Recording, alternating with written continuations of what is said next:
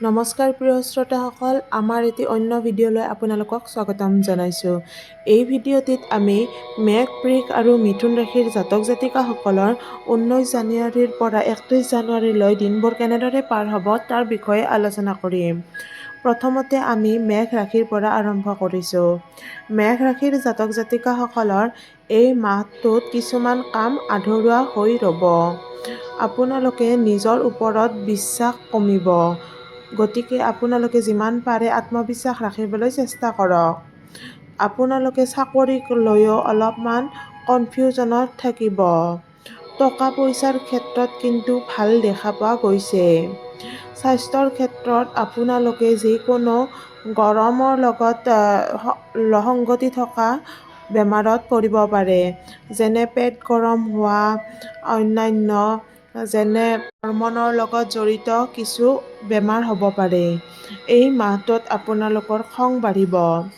বৈবাহিক ক্ষেত্ৰত আপোনালোকৰ ঠিক-ঠাক দেখিবলৈ পোৱা গৈছে যদিও মাজে মাজে অলপ অকলশৰীয়া অনুভৱ কৰিব পাৰে।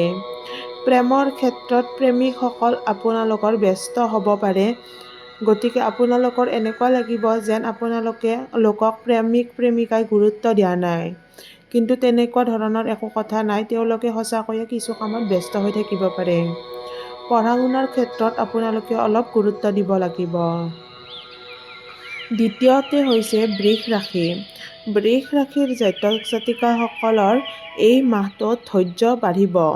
মাহটোৰ যিখিনি কৈছোঁ 19 জানুৱাৰীৰ পৰা 31 জানুৱাৰী সময়খিনিত আপোনালোকে যদি কিবা নতুন কামৰ কৰিব চেষ্টা কৰে, এই সময়খিনিত আপোনালোকে আৰম্ভ কৰিব পাৰিব আৰু নতুন কামৰ ওপৰত আপোনালোকে জ্ঞানো অৰ্জন কৰিব।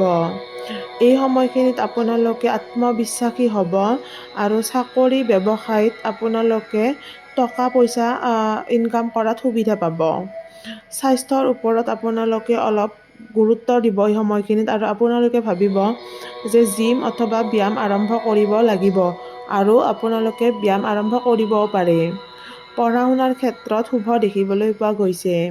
বৈবাহিক ক্ষেত্ৰতো মধ্যম, প্ৰেমৰ ক্ষেত্ৰত কিন্তু অলপ খেলিমেলি থাকিব।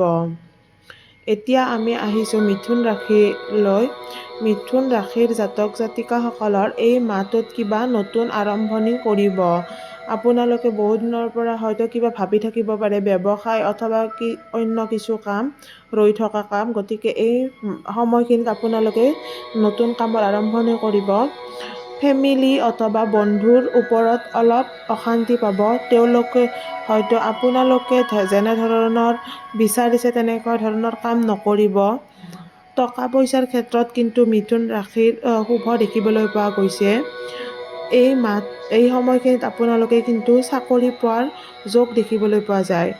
স্বাস্থ্যৰ ক্ষেত্ৰতো মধ্যম, চিন্তা অথবা চাপত কিন্তু অলপমান এই সময়খিনিত ভুগিব।